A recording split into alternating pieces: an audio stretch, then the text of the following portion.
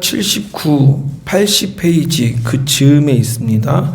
마가복음 14장 12절로 25절까지의 말씀입니다.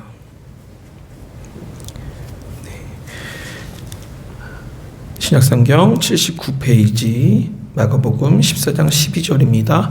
우리 한 절씩 같이 교독하도록 하겠습니다. 다 찾으셨으면 아멘 해주시기 바랍니다. 아멘. 제가 먼저 읽겠습니다. 무교절의 첫날 곧 유월절 양 잡는 날에 제자들이 예수께 여짜오되 우리가 어디로 가서 선생님께서 유월절 음식을 잡수시게 준비하기를 원하시나이까 하매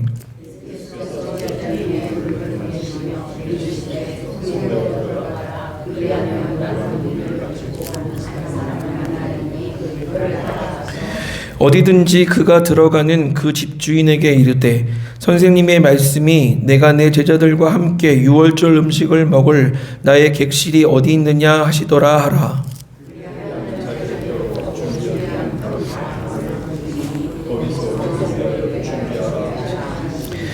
제자들이 나가 성내로 들어가서 예수께서 하시던 말씀대로 만나 유월절 음식을 준비하니라. 다 앉아 먹을 때 예수께서 이르시되 내가 진실로 너희에게 이르노니 너희 중에 한 사람 곧 나와 함께 먹는 자가 나를 팔리라 하신대.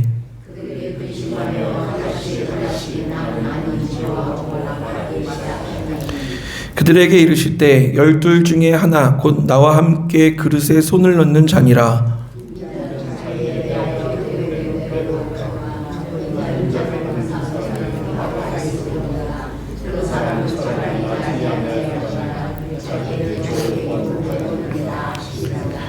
그들이 먹을 때 예수께서 떡을 가지사 축복하시고 떼어 제자들에게 주시며 이르시되 받으라 이것은 내 몸이니라 하시고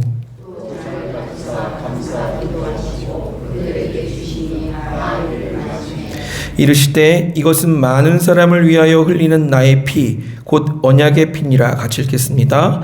진실로 너희에게 이르노니 내가 포도나무에서 난 것을 하나님 나라에서 새 것으로 마시는 날까지 다시 마시지 아니하리라 하시니라. 아멘. 예배로 나오신 모든 성도 여러분들을 주의 이름으로 환영하고 축복합니다. 아멘. 우리 좌우에 계신 분들하고도 가장 사랑하고 가장 반갑고 너무 기다렸다는 표정으로 같이 한번 인사하겠습니다. 사랑하고 축복합니다. 사랑하고 축복합니다. 사랑하고 축복합니다. 스킨십도 좀 해주시고. 네. 오늘 말씀은 마가복음 특별히 이 성만찬 우리 이번 달 마지막 주에 또 성만찬 예배로 드려지게 될 텐데 성만찬에 대한 말씀입니다. 날마다 주를 먹고 마시라 라는 제목으로 말씀 나누기를 원합니다. 하나님이 우리와 함께 하십니다. 제가 언제 그거를 제일 느끼냐 하면 이 앞에 설 때 그렇습니다. 찬양을 인도하거나 예배 자리에 쓸 때, 그러니까 저를 위하여 제가 하나님 앞에 나갈 때보다도 예배를 인도하기 위해 하나님 앞에 설 때 근심과 걱정, 상처, 이렇게 좀 누르는 일 이런 것 있다가도 정말 딱 쓰는 순간에 온데간데 없이 사라지고 아마 이 성도분들과 함께 또 교회의 예배로 드려서 그렇게 되지 않나 이런 생각이 듭니다. 하나님이 우리와 함께 하십니다. 아멘. 하나님께 집중하시고 그 말씀 내게 주시는 또 우리에게 주시는 말씀으로 받고 아멘하고 돌아가시는 저와 여러분들 되기를 원합니다. 아멘. 6월절에 이제 제후의 만찬을 준비하셨습니다. 이 6월절은 특별히 구약의 출애굽할 때의 그 구원하심을 기억하는 식사였습니다. 이 사건이 이제 출애굽기에 기록되어져 있는데 400년간 애굽에서 노예 종살이를 하였죠. 그래서 특별히 요셉을 알지 못하는 왕이 나와서 고난받게 되었습니다. 그래서 이스라엘이 부르짖자 하나님이 그를 이스라엘을 구원하시기로 작정을 하시고 우리 모세를 통하여서 이스라엘을 구원하십니다. 그래서 애굽에 대하여 10가지 재앙을 내리셨죠. 다 기억하십니까? 피, 개구리, 네, 비계, 이, 파리 이렇게 쭉 해서 맨 마지막이 제일 중요합니다. 장자 재앙입니다. 네, 그래서 장자가 죽는 죽음이 마지막 재앙이었습니다. 그날 밤 죽음의 천사가 죽음이 온 땅을 지나갔습니다. 네, 중요한 사실이 있는데 이 심판은 애굽 사람에게만 온 것이 아니었습니다. 그러니까 이스라엘 사람도 가만히 있다가는 어떻게 돼요? 똑같이 장자가 죽는 죽음을 경험하게 되었습니다. 이스라엘이라고 해서 자동으로 구원받는 것이 아니었습니다. 구원받을 수 있는 유일한 구원의 길은 무엇이었습니까? 네, 문설주에 어린 양의 피를 잡아 그 피를 문설주에 발라야 했습니다. 곧 대속의 피를 발라야 구원을 얻을 수 있었습니다. 그 피 아래에 있는 집만 심판을 넘어갔습니다. 그래서 넘어갔다 해서 패스오버, 그래서 유월절입니다. 근데 우리가 한번 생각해 볼 필요가 있습니다. 어린 양이 뭐라고 그 털 달린 어린 양 보셨습니까? 저는 어린이 대공원에 추억이 많아서 얼마 전에도 어린이 대공원 갔는데 거기 가면 이렇게 어린이 동물들이 있습니다. 그래서 어린 양 하면 이미지가 좋아서 가까이 가서 이렇게 만져보려고 하면 손대기가 쉽지 않습니다. 냄새가 얼마나 나는지. 네, 그런 그 어린 양입니다. 냄새 나고 그냥 그 어린 양인데 어린 양이 뭐라고 그 피가 이 하나님의 진노의 심판을 넘어가게 할 수 있을까요? 예수님 오늘 이 최후의 만찬에서 이 질문에 대한 답을 하시는 마지막 식사의 자리입니다. 오늘 본문을 통해서 그 깊은 의미들을 살펴보고 우리에게 적용할 말씀들을 우리에게 임하신 하나님의 말씀들을 살펴보기를 원합니다. 유월절 식사는 단순한 정해진 식사가 아닙니다. 단순한 저녁 식사가 아닙니다. 정해진 순서가 있는데 특별히 네 순서로 나눠져 있습니다. 그래서 네 번의 잔을 이렇게 사회자가 있어요. 그냥 하는 게 아니라 그냥 밥 먹는 게 아니라 사회자가 있습니다. 출애굽기 6장에 나오는 하나님의 네 가지 약속을 바탕으로 사회자가 사회를 보고 이것은 무슨 내용입니다. 이렇게 설명하며 네 가지 코스로 식사를 진행합니다. 첫째는 애굽에서 하나님이 우리를 탈출시키시는 내용. 두 번째로는 종살이에서 해방하시는 내용. 세 번째가 제일 중요한데 하나님의 능력을 통해서 우리를 구원하시는 내용. 네 번째로는 그래서 하나님과 우리가 새로운 관계를 맺는다는 약속에 대한 내용입니다. 그래서 식사를 진행할 때마다 사회자가 이 떡과 잔의 의미를 설명하며 이것은 우리 조상들이 먹던 고난의 떡입니다. 광야에서 먹었던 그 떡입니다. 그 출애굽하기 전날, 그 심판의 날 전날 우리가 유월절 쓴 나물과 이 떡과 고기를 어린 양의 피를 바르고 이걸 먹고 우리가 구원을 얻었습니다. 라고 합니다. 이렇게 설명을 하는 겁니다. 사회자가. 그런데 오늘 최후의 만찬 때는 누가 사회를 보셨을 것 같습니까? 예수님이 사회를 보셨습니다. 그래서 첫 번째 잔, 두 번째 잔, 세 번째 잔. 근데 예수님이 이 세 번째 잔에서 예수님이 떡을 드시며 아주 갑자기 돌출 행동을 하셨습니다. 뭐냐면 이것은 조상들이 먹던 고난의 떡입니다 라고 말씀하신 것이 아니라 완전히 새로운 말씀으로 우리가 알고 있는 것처럼 받아 먹으라 이것은 내 몸이다 라고 말씀을 하셨습니다. 그리고 잔을 드시며 말씀하십니다. 이것은 많은 사람을 위하여 흘리는 나의 피 곧 언약의 피다 라고 말씀하셨습니다. 이거는 단순한 설명이 아닙니다. 그러니까 유월절에 구원을 경험하고 있는데 그때 죽었던 그 어린 양이 아니라 이 유월절의 의미를 자기에게 연결시켜서 선언하고 계신 겁니다. 유월절 어린 양이 누구예요? 바로 나다라고 선언하신 겁니다. 그러니까 그 제자들이 엄청 놀랐겠죠. 사실은 여기 놀라운 사실이 또 있습니다. 여기 자세히 읽어보시면 유월절 식사 중에 음식은 원래 쓴 나물과 어린 양입니다. 근데 복음서를 쭉 읽어보면 식탁에 뭐가 없냐면 어린 양이 없습니다. 떡과 잔을 들어 축사하시며 어린 양이 없는 것을 봅니다. 왜 그럴까요? 정답입니다. 상품 좀 주십시오.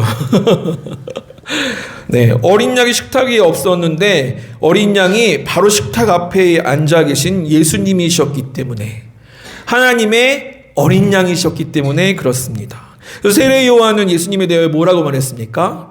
보라, 세상 죄를 지고 가는 하나님의 어린 양이로다.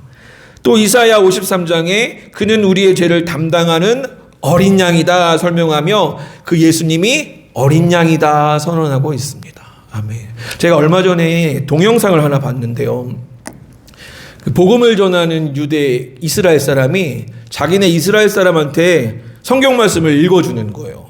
어떤 성경 말씀을 읽어주냐면, 이렇게 예를 들면 임마누엘이라든가 아니면 그 이사야의 고난받는 종, 그 종이 고난받고 우리를 위해서 이렇게 멸시를 당할 것이다. 또 그는 기묘라 모사라, 또 그는 어린 양이라, 이런 말씀을 읽어주는 거예요. 그래서 유대인들에게 이거 어디 말씀인 줄 아세요? 그랬더니 내가 구약은 잘 아는데 그리스도인 기독교인들의 신약은 잘 몰라요. 이거 신약의 말씀이겠죠? 걔들도 말씀을 잘 안 읽나 봐요. 마테마가 아니고 창세기, 출애굽기, 레위기, 민수기, 신명기까지만 읽나 봐요. 근데 신약이겠죠? 네, 신약에도 나옵니다. 근데 구약 이사야의 말씀입니다. 그랬더니 다 놀라요. 이게 구약에 있다고? 구약에 이건 너무 그냥 기독교 말씀인데 너무 놀랐더라고요. 구약에서 뭐라고 말씀하고 있어요? 6월절의 어린 양이 우리의 예수 그리스도시다. 지금 사회를 보시며 그렇게 말씀하고 계시는 겁니다. 여기 또 더욱 중요한 본질을 말씀하고 계신데, 사랑은 말로만 하는 것이 아니라 뭐가 필요해요? 대가가 필요합니다. 대가가 필요해요. 희생과 대속이 있어야 된다라고 말씀하고 계십니다. 예를 한번 들어보겠는데, 학교에 그러면 안 되지만 왕따 아이가 있었습니다. 그래서 애들이 걔랑 안 놀아요. 근데 그 아이 말고 아주 인기가 많은 남자아이가 있었어요. 근데 보니까 이 친구가 너무 안 된 거예요. 그래갖고 내가 가서 놀아줘야 되겠다. 내가 이 친구하고 같이 친구가 되어줘야 되겠다. 그래서 그 친구랑 놀아줬어요. 어떻게 될게요? 해피엔딩일 것 같습니까? 아니요. 애들이 막 달려와서 너 걔랑 놀았다며? 나 너랑 안 놀아. 그래서 같이 왕따가 되는 거예요. 이게 그냥이 아니라 진짜로 그래요. 제가 아는 아이 중에 대안학교 때 이제 원래는 가해자 쪽 아이였는데 이제 돌이켰어요. 교회도 다녔어요. 그래서 이제 예전에 알던 아이들하고 관계를 끊어라. 그리고 너의 관계를 정리하고 새로운 삶을 위해서 준비해라. 그렇게 6개월을 살았어요. 6개월 후에 저한테 와서 막 따졌어요. 제가 별명이 그때 동쌤, 똥쌤 이렇게 해서 제 별명이 똥쌤이었습니다. 제가 좀 유명했어요, 강북에서. 제 얼굴은 몰라도 막 모르는 애들한테 전화 왔어요. 선생님이 똥쌤이라면서요? 막 이러면서 애들이 막 소문을 퍼뜨려가지고 막 상담도 하고 막 그랬었습니다. 근데 그 아이가 선생님 믿고 제 친구들 다 끊었는데 자기 완전히 진짜 이런 표현을 해도 이거지만 완전히 개털됐다고. 나는 이제 누가 불려나가고 누가 부르면 가서 당할 수밖에 없는 존재가 됐다고. 선생님 저 어떻게 해요? 괜찮아, 지나가는 거야. 걔네들 힘이 있는 것 같지만 먼지 같아. 학교 졸업하면 아무것도 아니야. 지금 이것대로 네가 준비하는 거 잘하면 어디가 결국 사회복지사 되고 나중에는 지금 성신여대 앞에서 사장품 가게 하고 있습니다. 잘 살고 있어요. 근데 그때는 선생님 저 어떻게 해요? 선생님 때문에 저 망했어요. 막 이랬어요. 이런 경험이다. 지금 아이 도와주려다가 아주 유명하고 인기 많은 남학생이었는데 같이 왕따가 된 거예요. 근데 그 친구, 왕따였던 그 친구를 살리려면 어떻게 했었어야 돼요? 이 친구가 같이 왕따가 되더라도 그 고통을 함께 받아야 그를 구원할 수 있었습니다. 이게 그 친구를 향한 친구로서의 진한 사랑이 아니겠습니까? 또 다른 이야기가 있습니다. 미국 옐로스톤 국립공원에 큰 산불이 몇 년 전에 났었습니다. 뉴스에 났었는데 산림감시원이 이제 이 산불 나고 난 데를 이렇게 이제 산불 나고 나서 마음이 아파서 막 이렇게 산을 이렇게 불 다 꺼지고 나서 다니고 있는데 거기서 죽은 새 한 마리를 발견한 거예요. 다 타서 이렇게. 그래서 마음이 너무 안타까워 갖고 이렇게 나무 이렇게 갖고 왔던 지팡이로 그 죽은 새를 이렇게 건드리자 어떻게 될게요?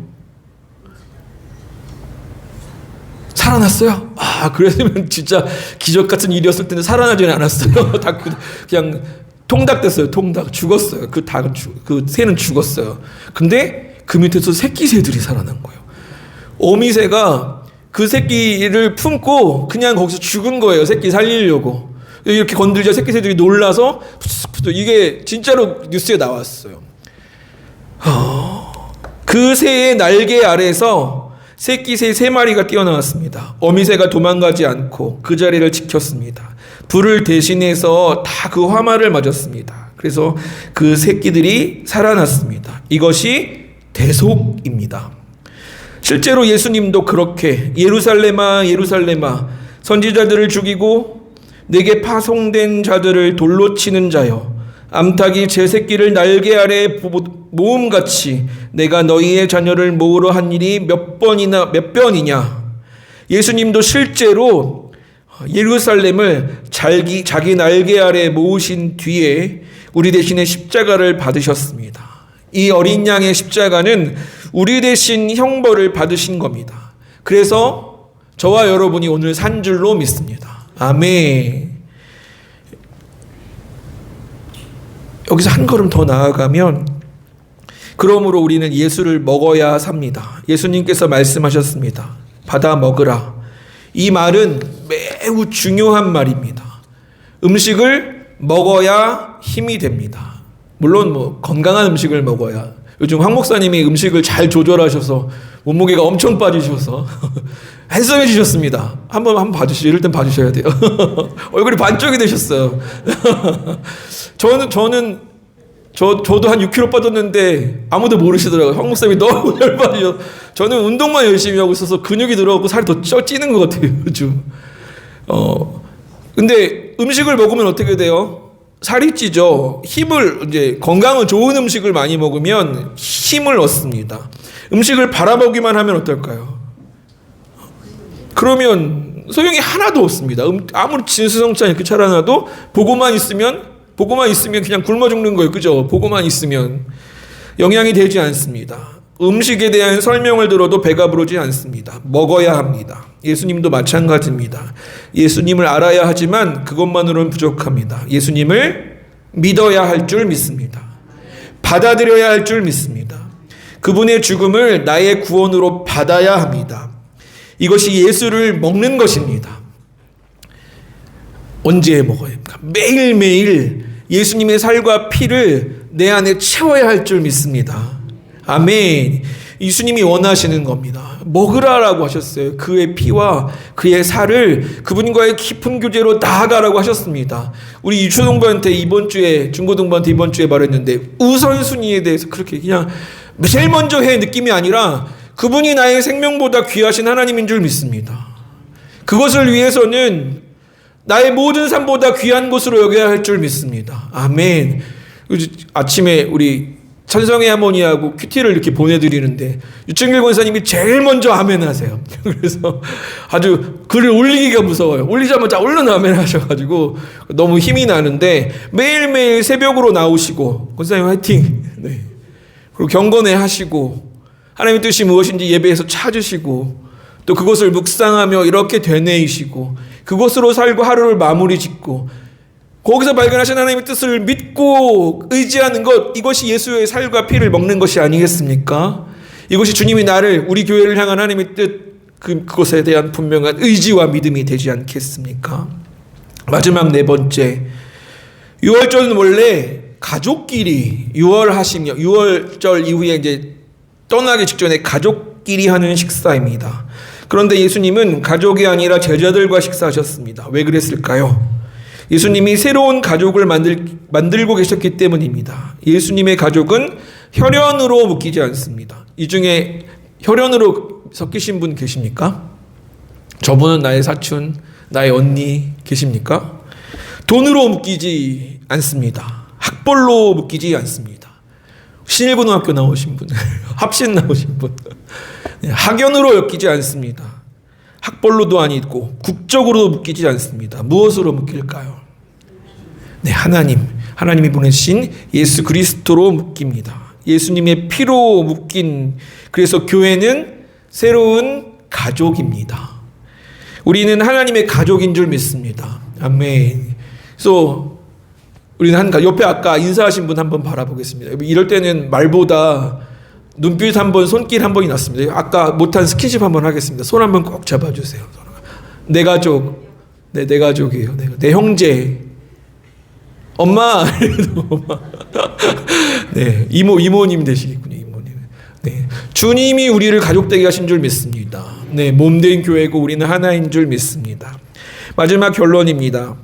예수님의 만찬에서 이렇게 말씀하셨습니다. 내가 하나님 나라에서 새 곳으로 마시는 날까지 다시 마시지 아니하리라. 이게 무슨 뜻일까요? 다시는 포도주를 먹지 마라. 이거 갖고서 말씀하시기도 하시지만 사실은 미래에 대한 말씀입니다. 특별히 이 미래에 대한 말씀은 맹세입니다. 이 비슷한 표현을 누가 해요? 바울을 죽이려고 했던 유대인들이 내가 바울을 죽이기 전에는 먹지도 마시지도 하지 아니라 할 것이다 이렇게 하잖아요. 그게 맹세입니다. 맹세. 그 당시에 성경시대 종교인들이 하는 맹세였습니다. 이거는 하고 안 지키면 못 지키면 말지 이게 아니에요. 반드시 지키겠다예요. 어떻게 해요? 보통 피를 흘리기도 하고 피를 뿌리기도 하고 아브라함이 했던 것처럼 고기를 조각내서 그 사이를 걷기도 하고 내가 이것을 지키지 못하면 이와 같이 피를 흘리거나 조각내겠다라는 뜻입니다. 예수님의 이 말씀은 반드시 이 일을 이루시겠다라는 하나님의 맹세입니다.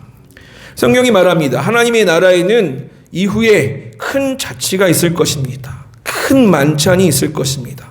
우리는 그 잔치에 초대를 받게 되는 것입니다. 주의 만찬은 오늘 이 최후의 만찬은 그 잔치의 예고편인 것입니다. 작은 맛보기입니다. 언젠가 우리는 예수님과 함께 그리고 옆에 있는 우리의 가족들과 함께 식탁에 앉을 것입니다. 그리고 그 영원한 교제 가운데 참여해서 너무 기쁘다. 네 옆에서 함께하는 게 너무 좋다. 우리 주님과 함께하는 이 예배가 너무 좋다 하며 기뻐하게 될 것입니다.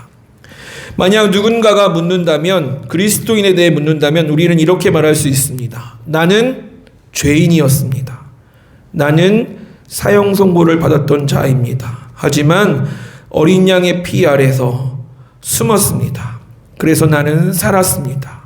그래서 나는 자유를 얻었고 지금 하나님의 나라 그 풍성한 잔치를 향해 초대받고 가는 길 위에 서 있습니다. 이것이 그리스도인의 이야기입니다. 그러므로 우리는 기억해야 합니다. 예수님의 몸 그리고 예수님의 피 그리고 날마다 예수님의 살과 피를 먹어야 합니다. 예수님의 사랑을 먹어야 하고 예수님의 은혜를 먹어야 합니다. 그러면 우리의 부르심도 또 우리의 영혼도 살아나게 되어질 줄 믿습니다. 그리고 언젠가 우리가 하나님의 큰 만찬 자리에 반드시 앉게 될 줄 믿습니다. 그날 우리는 다시 포도주와 떡을 먹으며 우리 구주 예수 그리스도와 함께 기뻐하며 잔치하게 되어질 줄 믿습니다. 아멘. 이번 성찬식이 또 이번 사순절이 이번 부활절이 이 기쁨을 다시 회복하고 그 어느 때보다도 주님께 나아가는 그 어느 때보다도 은혜스러운 부활절이 되어지시기를 주의 이름으로 축원합니다. 아멘. 기도하겠습니다.